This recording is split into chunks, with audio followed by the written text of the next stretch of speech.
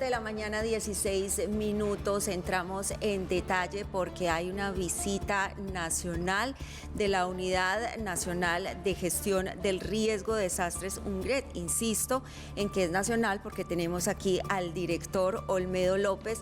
Es un gusto que esté en Consejo de Redacción porque hay muchos asuntos para tratar y está haciendo la unidad un recorrido por varios municipios de Antioquia. Eso nos interesa mucho saber cómo van, director. Qué bueno que esté acá, bienvenido. Gracias, Andrea, a toda la mesa de redacción, a Paula, a Juan, mi gracias y lógicamente a todas y todos los antioqueños, a los paisanos, un abrazo inmenso. Director, ¿cuál es el propósito de ese recorrido de la unidad aquí en Antioquia? Estamos realizando una agenda de visita, concretamente en unos proyectos que tenemos para los municipios de Carepa, Entre Ríos, Dabeiba, Valdivia, Itagüí y Angelópolis. Igualmente revisar los avances que tenemos en Don Matías, Girardota, Belmira y Turbo. Específicamente, igualmente una agenda que se tiene en horas de la tarde en Envigado con los equipos de la Defensa Civil y todas las entidades que hacen parte del Sistema Nacional de Gestión del Riesgo, también un recorrido, y nos interesa sobremanera conocer más al detalle de las poblaciones del Bajo Cauca, específicamente aguas abajo, en la apertura de la activación de las turbinas 3 y 4 de Hidroituango, en EPM, que todavía estamos esperando desde noviembre, nos entregue los requerimientos que le hiciera la Unidad Nacional de Gestión del Riesgo al proyecto y a la entidad para poder avanzar en trabajar articuladamente en el proyecto Hidroituango y en la prevención, en salvar vidas en la región y en el territorio del departamento de Antioquia. ¿A un EPM no les ha entregado esa información? Pues en estos 4 meses que llevo en la entidad no conozco a funcionarios de EPM que hayan llegado a la Unidad Nacional de Gestión del Riesgo. Allá quedaron notificados, aquí eso es directo, vamos a ver si proceden a mandar la información que usted requiere. Primera. Director, sobre ese tema, pues ya que usted lo toca, es muy importante porque las comunidades que están aguas abajo del proyecto pues siguen con esa expectativa de qué riesgo hay. El vertedero ha estado funcionando de forma continua, lo que ha generado pues ciertas alertas en meses anteriores, pero también estamos bajo un fenómeno del Niño pues que promete un bajo de los caudales. ¿Cuáles son las alertas que actualmente tienen estas comunidades que ustedes tienen identificadas desde la Unidad Nacional? Paula, por primera vez en la historia, el río Cauca va a sufrir una alteración, en un fenómeno del Niño que llega y que va a afectar como nunca antes, y desde que tienen registros en los estudios meteorológicos. El Pacífico se viene calentando como siempre, viene una ola de calor hacia el norte de América Latina, pero nunca el Atlántico, que por esta época se empezaba a enfriar, se calentaba. Hoy los informes internacionales que tenemos es que el Océano Pacífico se empezó a calentar como siempre, como de costumbre en estas épocas, pero el Océano Atlántico se está calentando y las 2 olas de calor van a llegar a finales de este año al norte del continente, al norte de América Latina y concretamente a Colombia. En noviembre vamos a tener lluvias como nunca, según los informes, en el país, concretamente, y muy fuerte. A partir de noviembre la ola de calor va a estar acompañándonos por 4 o 5 meses en el país. Historias y registros no tenemos, y lo que sucede con Hidroituango es que, lógicamente, ante la necesidad de agua se cierran compuertas.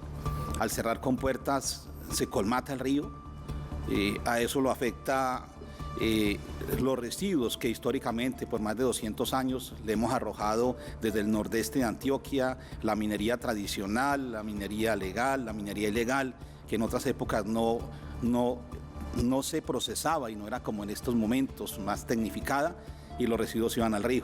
Eso le cambió la capacidad al río Cauca, y al cerrar compuertas se colmata, y al abrirla el próximo año, cuando ya no tengamos dónde almacenar el agua, el río no va a encontrar el cauce. O sea, transitar, se sale de su, claro. sale de su ¿Y cauce y llegan las inundaciones? ¿Y las compuertas van a estar cerradas? ¿Las del vertedero se van a cerrar, se van a tener que cerrar? Pues para poder soportar un fenómeno como el Niño hay que almacenar agua, ¿no? Que guardar de agua. eso se tratan los embalses. Así es. Almacenan agua en verano. Para la generación. Para generación de energía, y cuando llega el invierno abrimos compuertas, soltamos las aguas, pero cuando cerramos en verano, en calor, no intervenimos los cauces.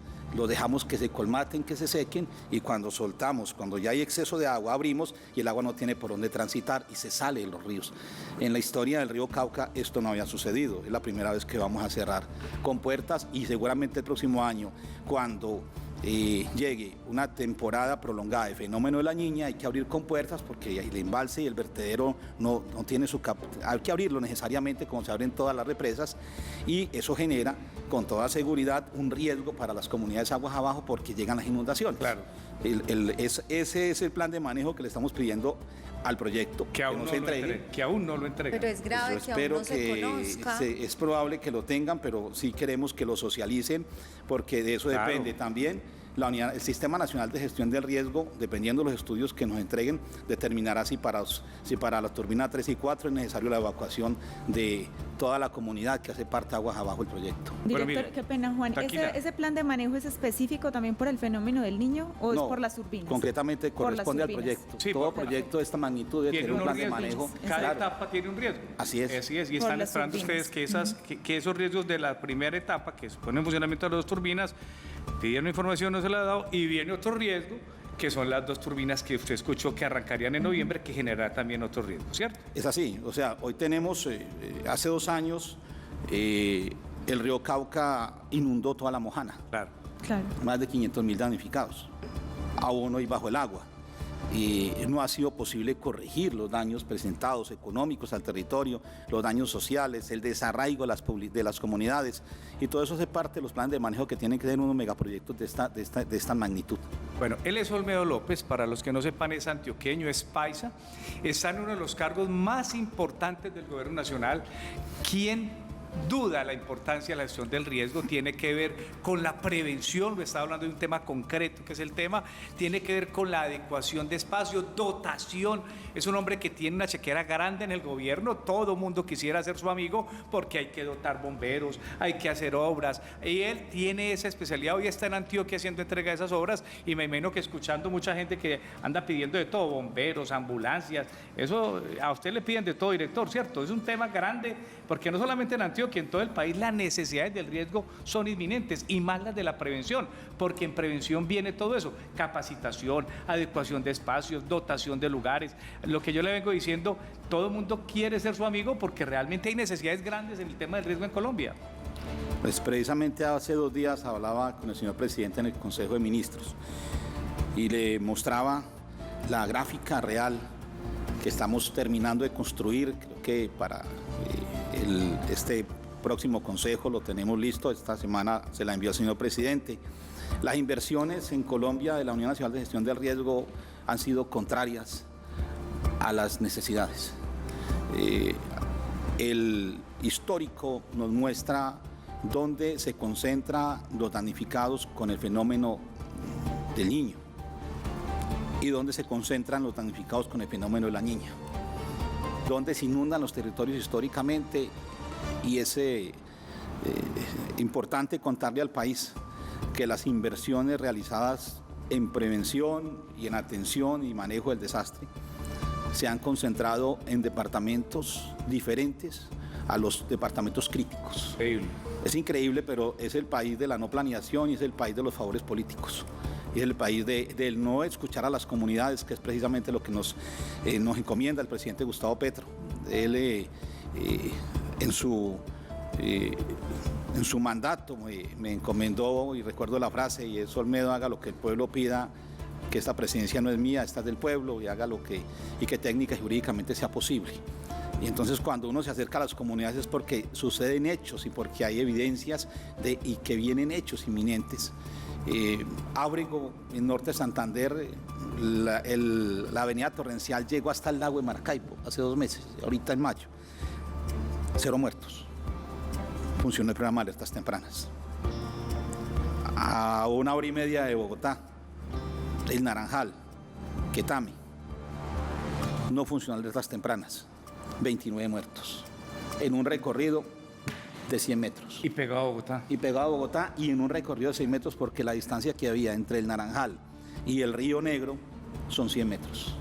En 100 metros una avenida torrencial se llevó la vida a 29 personas, a 29 familias, dejó el luto en Colombia. Entonces, el programa de alertas tempranas funciona si los municipios entienden que debe de tener una dependencia dedicada, así como la tenemos para seguridad, en el tema debe tener el tema de gestión del riesgo, un tema de seguridad humana, es un tema de salvar vidas. Medellín no se ha explicado y no se ha pensado qué sucede con los afluentes del río Medellín, con las grandes extensión urbanística que se está dando hacia las laderas de Medellín especialmente y de los vecinos. San Antonio de Prado solamente tiene un caudal, la quebrada Doña María. Si usted va y revisan qué está pasando en Itagüí, las inversiones que hace la Unidad Nacional de Gestión del Riesgo en Itagüí. ¿Ese desastre que vaya también? ¿Esto en Itagüí? Sí, en Itagüí la inversión que tiene la Unidad Nacional de Gestión del Riesgo, porque no hay articulación en qué hacer con la quebrada Doña María, que es la que recibe todas las aguas de San Antonio de Prado. Pues las aguas, ella no tiene la capacidad para atender realmente esa expansión que se está dando hacia San Antonio de Prado, hacia la Estrella, y toda baja por allí. Y entonces, ¿quién interviene? La Unidad Nacional de Gestión del Riesgo. Las inversiones que está haciendo, que debe hacer la Unidad Nacional, que debería de hacer realmente Medellín, el área metropolitana, porque los recursos de la Unidad Nacional deberían de ir a los municipios pobres del país, más pobres del país, pero ascienden y superan una cifra muy importante, muy significativa. Después de un estudio, quizás una universidad importante de Medellín para Itagüí le demostró que efectivamente su capacidad del río desborda, ¿sí?, cuando llueve, cuando llegan las lluvias. Entonces, la Unidad Nacional de Gestión de Riesgo interviene allí, así como hacemos intervenciones en el área metropolitana, en movilidad, en seguridad. Hay que hacerlas también en salvar vidas. Eso hace parte de la planeación estratégica. Sí. ¿Y qué le pedimos nosotros a los municipios del país? Que incluyan dentro del sistema, dentro de su sistema realmente, dentro de sus equipos de trabajo, los comités cívicos de gestión del riesgo y cambio climático. Es fundamental en esa tarea.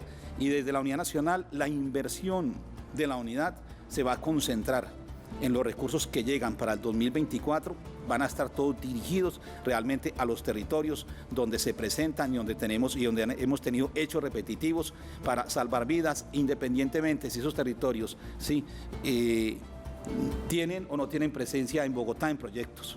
La Unidad Nacional de Gestión de Riesgo tiene proyectos radicados en fase 3 por 3.5 billones de pesos que superan su presupuesto realmente de inversión de reducción, y nosotros lo que creamos fue un banco de proyectos para los municipios de quinta y sexta categoría, para los más pobres del país, los municipios que no tienen la capacidad de presentar un proyecto, ni siquiera de su equipo para hacerlo. La unidad va a recoger la información histórica, se va a desplazar a sus territorios y va a elaborar los proyectos y los va a ejecutar. Independientemente si alguien levanta la mano en el territorio diferente a la comunidad. Correcto. O sea, y no hablamos de distanciarnos de los políticos, de los elegidos popularmente, senadores, congresistas. Las puertas están abiertas para escucharlos, pero con sus comunidades. Claro. Sí, y por eso es la importancia de esa presencia de ustedes en los territorios. Director, hay un asunto que, digámoslo o no, preocupa a todos, y es los reiterativos que están siendo los temblores en los últimos días. La gente entonces acude a informaciones de redes sociales, pregunta al chat GPT qué está pasando, circulan informaciones acerca de fenómenos que se avecinan. ¿Qué decir ante esta sismicidad cuya actividad pues se ha visto creciente en los últimos días? ¿Por qué está temblando tanto en este país? Estamos en la cordillera de los Andes, ¿no? Liberación de energías, le llamamos. Y el fuerte que sentimos con el Calvario, cerca entre el Meta y Cundinamarca, hace ya 20 días. Colombia sintió quizás 5 repeticiones de esas. Nosotros podemos registrar más de 400. Y claro, cuando se libera energía, pues tiene que seguir nuevamente para ajustarse y volver nuevamente por donde salió la energía, volver a ajustarse la placa tectónica. Si eso no sucede, pues ahí sí tendríamos problemas. Pero lo que realmente se presenta es el cambio climático, o sea, es el calentamiento. Lo que nosotros estamos sintiendo aquí lo está sintiendo el centro de la Tierra. Eso es un tema que no hemos medido las dimensiones de lo que es un sismo. O sea, Sí, que de cuando lo que las es señoras un- dicen que con esos calores, por eso es que hay tanto temblor, algo tendrá que ver eso, Es porque que acuérdense sí. que las viejitas decían, Dios mío bendito, con estos calores, prepárense que viene un temblor. Dicen por ahí, decía mi abuela y mi mamá misma, es que tembló, va a cambiar el clima, Va a decía. cambiar el Sí. clima, siempre decían eso. Siempre decían eso. Pero el clima lo estamos cambiando nosotros, Ujú. con la afectación del mundo. Y realmente lo que también estamos entendiendo es que no estamos preparados adecuadamente. Que lo que sucedió en Turquía, en estos países, tenemos que entender, y por eso la importancia de hablar de Hidroituango, donde estratégicamente quedó ubicado. Sí, el calentamiento, el cambio climático tiene afectaciones reales. Los damnificados que nos dejó en la ruralidad entre el Meta y Cundinamarca, el sismo de hace 20 días es impresionante. Las viviendas rurales que se desplomaron fueron bastantes. Ese fue el de Bogotá, campesinas y ¿cierto? campesinos. El que se sintió mucho Es en una Bogotá. montaña que se mueve, porque el oriente de Cundinamarca se está moviendo solo.